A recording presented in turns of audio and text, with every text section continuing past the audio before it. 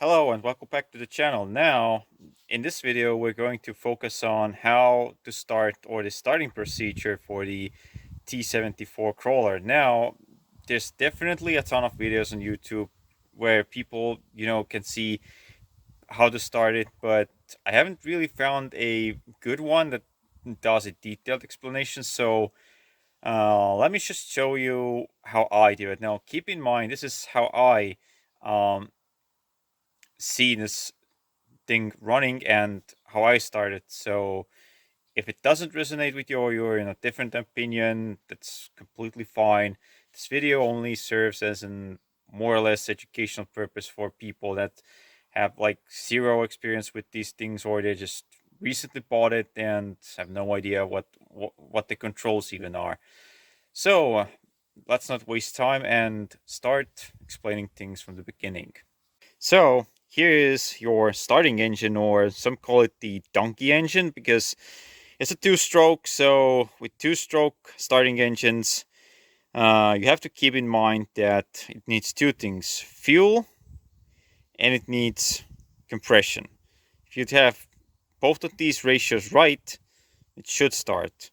Unless your, pinion seals inside or the outside fail, you will never be able to rope start this. Now, this one doesn't have the rope start option, but you can add this uh, with the starter. Never mind that badly crimped cable, because the electrical wire harness here needs overdoing anyway. I'm not a person that knows how to crimp these, so never mind the mess. So, what would be the first things to do? Now, what I do first is check if we have engine oil. Now, here's your dipstick for the engine oil, and you can see it's black, but it's at the full mark. So, we're good on the engine oil. Now, the second thing you want to pay attention, but you don't have to do it all the time, if just once a month or maybe once a year even, is to take this 14 millimeter plug out. This is your Bendix and, you know, reductor, or basically your clutch for the starting engine. And here is the level of the fluid it has to be in. So if you take the plug out and there's no fluid coming out, you should fill it. The fill plug is here with the correct fluid. Now, the correct fluid for this, the owner's manual states it's 1-to-1 ratio engine oil and winter Arctic diesel. Now, keep in mind, this one does take maybe less than 1 liter of fluid inside. So what I use, instead of doing what the owner's manual states, I use this. Now, granted, this is probably not the best thing, but basically it's good because the automatic transmission fluid, you can put any other brand. I use Mannol Dextron II, and the reason is because this is a wet clutch. It does need lubrication in order to work. If you leave it, you know, unlubricated for a certain amount of years, it will seize and destroy itself, just like the last one I took off had some wear in it that I decided just to sneak in a new one. The other thing to keep in mind is why I use automatic transmission fluid is because it's available. Second of all, I think it's way better in terms of lubrication than what the owner's manual states. The downside is you can't slip the clutch. It will grab immediately. So that is kind of the downside when you want to, start something in the winter and it wants to, aggressively grab. Then yeah, but then again, for me, the positives outweigh the negatives on this. So personally, I use automatic transmission fluid, but if you want to use something else, don't use gear oil, or because it's way too thick in the winter, it won't even spin over the clutch. So yeah. Now, the third thing I usually check is coolant. Now, coolant level, you can see from here. Oh, we are a bit, we're not low, but kind of could use some. But Anyway, we do have coolant, so we're fine to start. Now, keep in mind, this engine, the SMD 14, doesn't have a thermostat, so no thermostat. It only relies on, basically, there's a cover inside, in front of the radiator, and these side panels that keep the engine warm, and it does warm up really good. Now, what else? Before you start this thing, now, a lot of people I see is this here. Now, this is your clutch lever. This is the clutch engaged. This is disengaged. Now, what I like to do and what I prefer to do is basically do this. This is, your bendix is now engaged. That means that the bendix for the flywheel is now engaged, but also the main clutch for the starting engine is disengaged in this position. Now, if you can see, there's markings here and there's a linkage. Basically, this linkage here inside now engaged, disengaged. This is actually the external linkage for the starting engine clutch. And that would be your knob for the carburetor. It's not unhooked because we have a mechanical one. So why I'm doing this before, now, granted, if you do it the other way around, you're going to grind your bendix head. You're going to grind the teeth on the flywheel, and then you have another problem. All these old schoolers, they do it the other way around because, usually the starting engine is bad or it doesn't start. There's all sorts of weird things going on. They do it the other way around because, maybe if it dies, the starting engine dies, you won't be able to get it running again.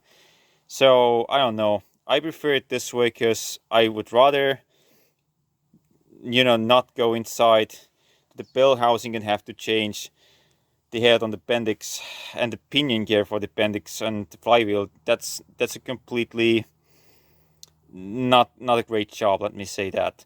So the next thing to start is we have to check if we have fluid, that is gasoline, which goes in here. It's a 2-stroke mixture. Now it says here on the filler cap, it says basically use a mixture of engine oil. Now I use a mixture of 1 to 25 or 1 to 20. So that means that for 1 liter of gasoline I put 25 milliliters of 2-stroke oil in that. You can put more 2-stroke oil in it. It doesn't hurt the engine at all.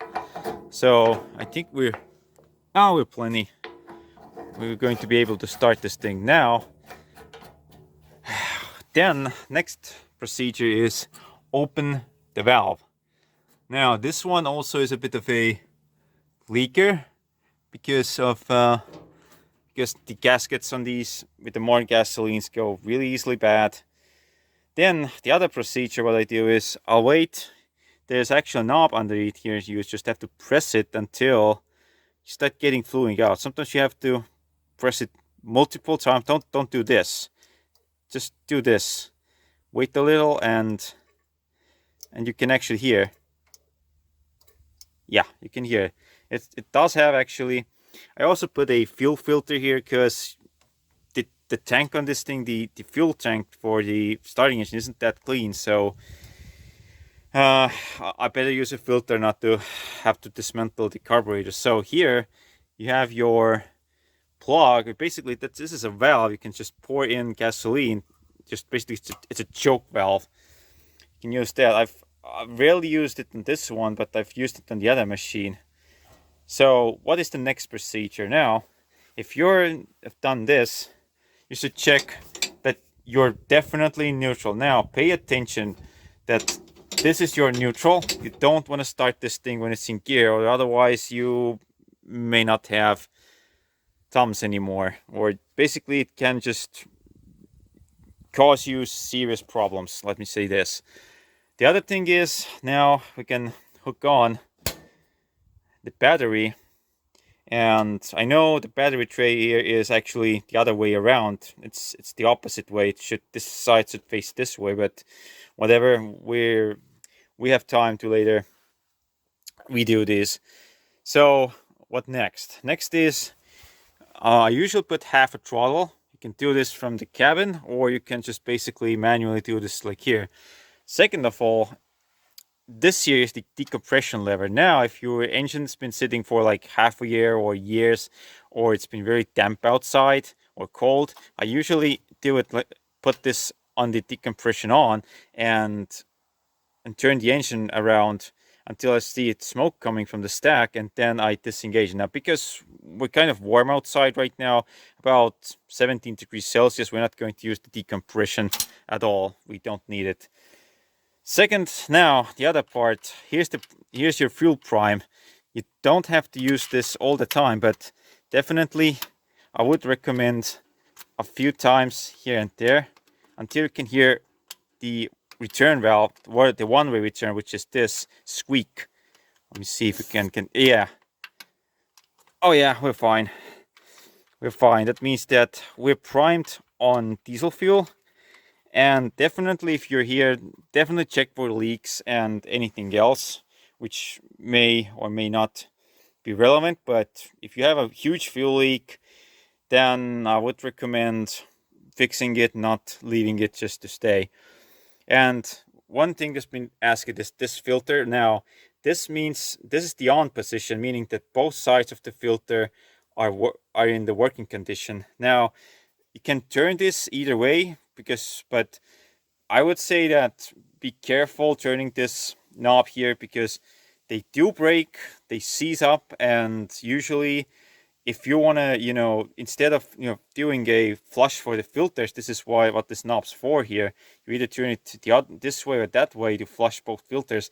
I would say just leave it there, and if you're really keen on making it workable, it's easier just to do it on a bench. And same with the fuel filters, get the right stuff and just basically change them yearly at least once. So yeah, I think we're now okay to actually start the engine. Let's see what happens.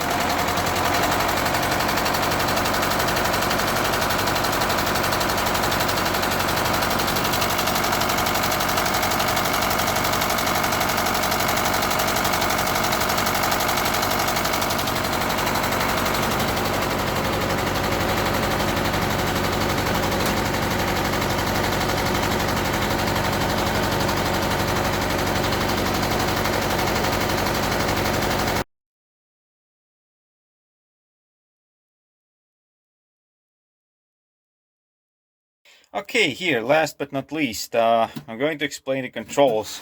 Now, this is your control for the rear three-bit hitch system. This is up, this is down. This is for me, it's the plate, and this is up, and this is down. Now, these are the clutch levers. Left lever, disengage the clutch. Left's here, left, and right lever to disengage the steering clutches. And these are brake pedals for the steering clutches, left, right. So, yeah, this is your main clutch, disengaged, engaged. What else? Oh, this is your, cabin heater. Basically, you turn this up and you get heat from the radiator, turning the winter months. I don't have the entire instrument cluster, but there's actually 4 gauges. We have to install it because, you know, the wiring here is kind of chewy and messy, and that's something I don't really want to work with, but yeah. What else? This is your PTO lever.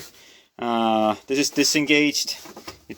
You press this detent spring down, and now you have the PTO engaged. And this is disengaged again. Now, not all of the crawlers T-74s came with this option, with the PTO. Some didn't have any PTOs at all. Like I explained earlier, this is your main starting engine clutch engagement, disengagement. Let me see if I can. Oh yeah, we're now engaged. This is disengaged, engaged. This is only for your starting engine, and also the later crawlers had these. The earlier ones didn't have any of this. Also, I should have, like, the starter I have on this starting engine is the incorrect one anyway. I should have like a keyed switch here to turn on. You actually can externally start the starting engine from the cabin without leaving the cab anyway, but you know, I prefer rather do it from the outside, and most people I know also do it. What else? Oh, gears. Now this is your main shifter. There's the shift pattern for anyone who wants to know. This is your, push down, reverse. Yeah, that is your second, oh my god, reverse.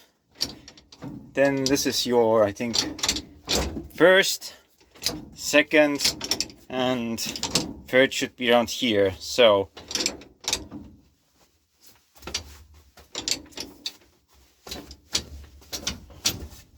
oh yeah, sorry, there's a bit of a delay problem here.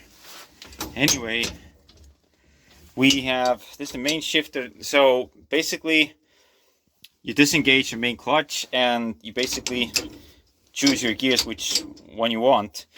This here is your secondary gear option. Now I think this one was, you know, medium gears. This one's fast, and some very rare crawlers, the T-74s, have also here a low gear option. Now mine is empty. It didn't come with the low gears from the factory, so yeah, this is completely empty. There's nothing here. So I prefer to use the medium gears.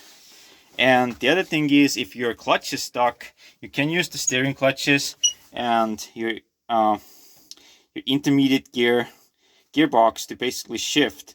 But you have to do it in a controlled manner, otherwise you're just gonna burn something out or unwantedly destroy it.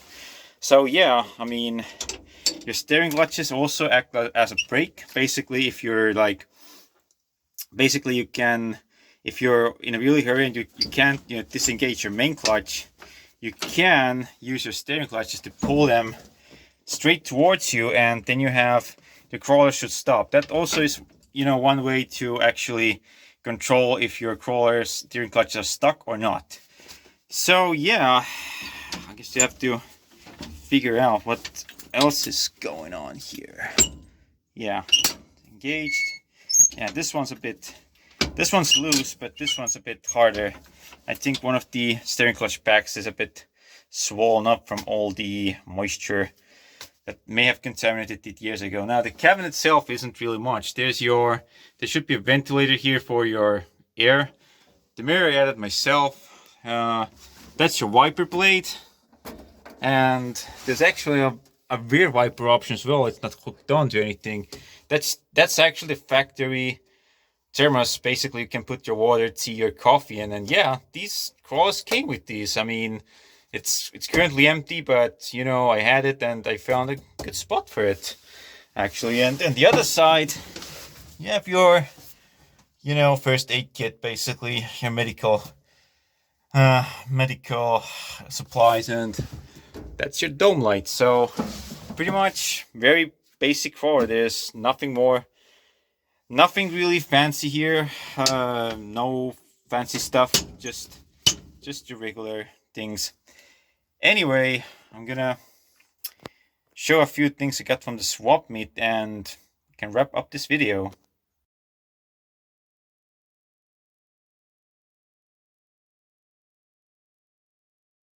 Here's some bonus, some swap meet finds, and I'm going to explain what these books are. Now, I have the books I look for are the ones that actually teach you or tell you how not only to fix it, but they also have the critical measurements in them, like, tolerances, bearings, etc.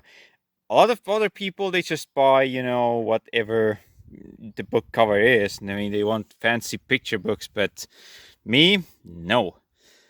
Well, what did I get? Now, I got this GIL 130 technical overhaul part 2. I have part 1, but part 2 I was missing, and since it was, dirt cheap, why not to buy these trucks?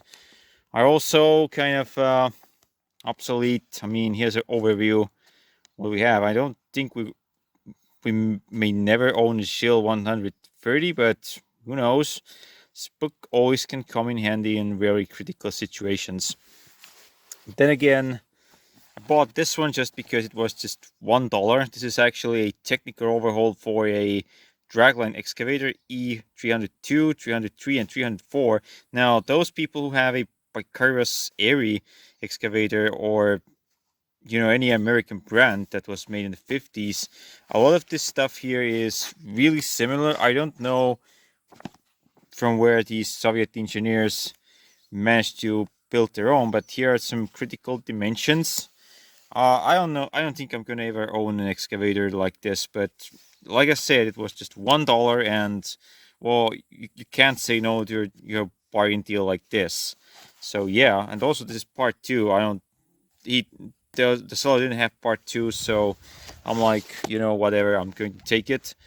The other thing I got was this. The 500 series Belarus repair manual. Basically, this translates to Belarus 500 uh, frame and basically frame or chassis technical overhaul and repair.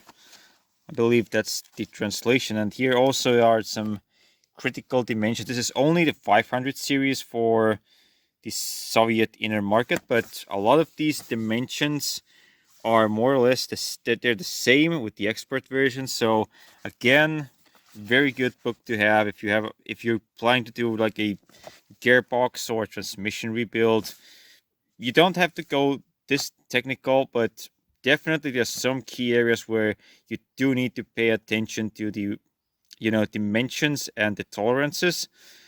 We may get into there in the future, but right now this is an overview of what this book actually contains for those who are interested in it. And yeah, this usually just a lot of miscellaneous wear part. Oh, this is the old type carrier bearing shaft with the carrier shaft itself. This is also no longer in production since the 70s. Unobtainium. Yeah. What else you don't find these days? Yeah. Here's the overview of the 500 gearbox. There's the bearing numbers. Yeah, good stuff. Then I got this book. This is a bit worn, but I got this directly from an owner of a T-74 crawler, the one you've seen in the previous 2 videos and in this video as well. This one also contains, this is from 1979, so this is kind of like from the same year my crawler is. And the one thing I bought this was because of this electrical wiring scheme. Now, if you Google, you only find the older type or the older style wiring scheme. Mine has a completely different one, and this one actually shows you where what goes. Like, you can figure that out for yourself, but there's a few miscellaneous things that really made my head scratch, and wiring isn't really my strongest point. I can do it, but I need to really concentrate and know what I'm doing.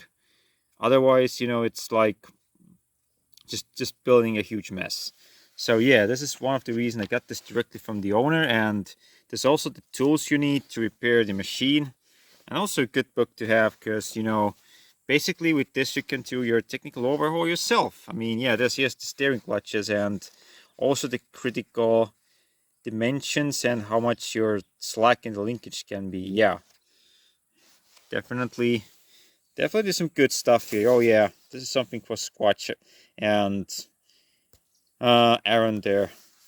Yeah, this is how you set your preload and basically determine your gear mesh in the rear of the crawler. Yeah, good stuff. Good stuff.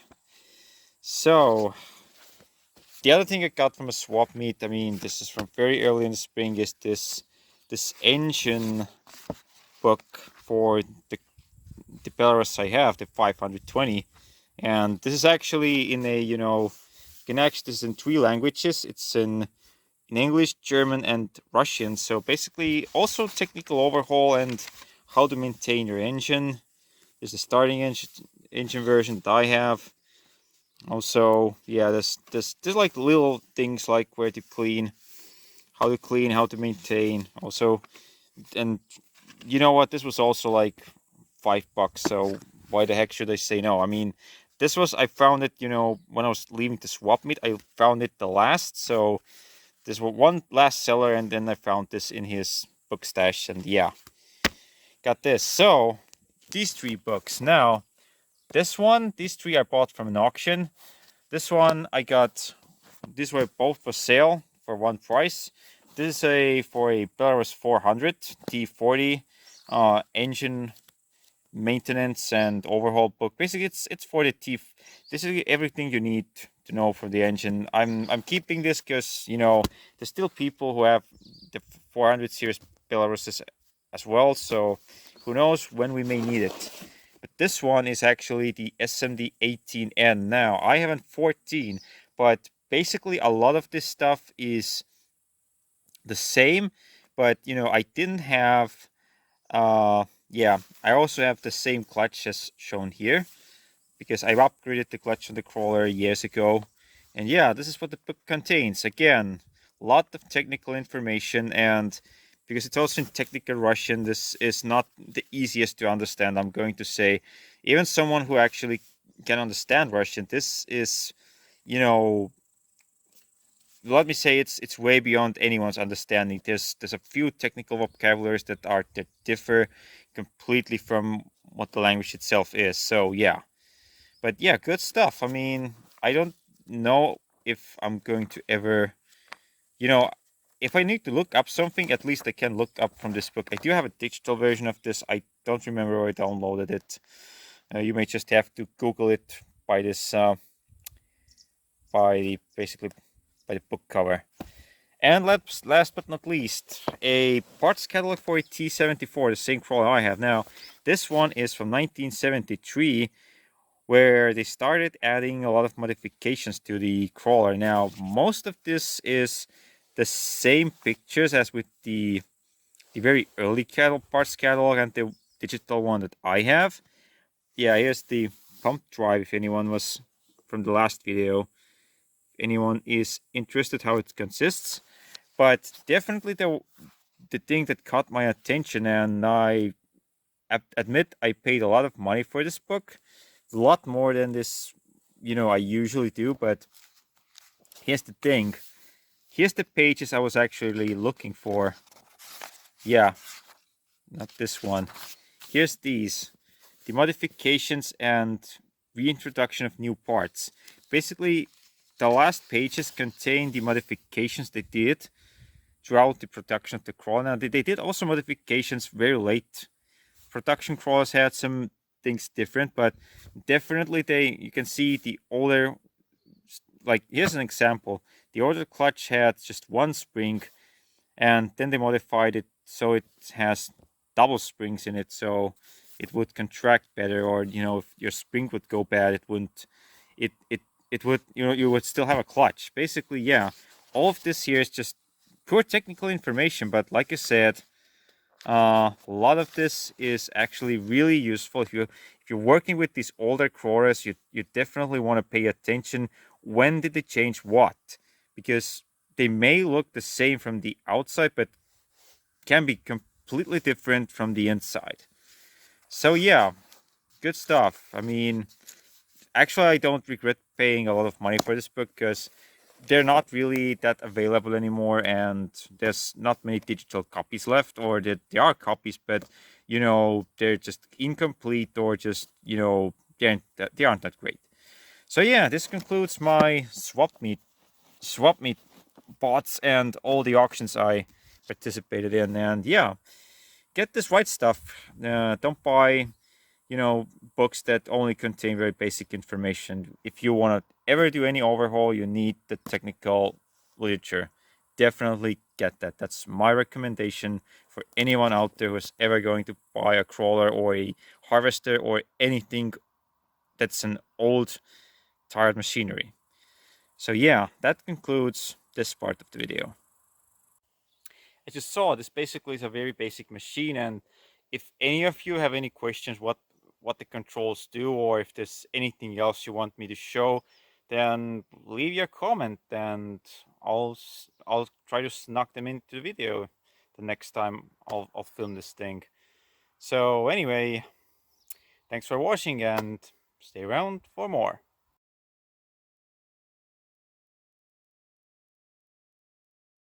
Definitely owning a crawler has its downsides. You get to scrape and fix the lawn all the time.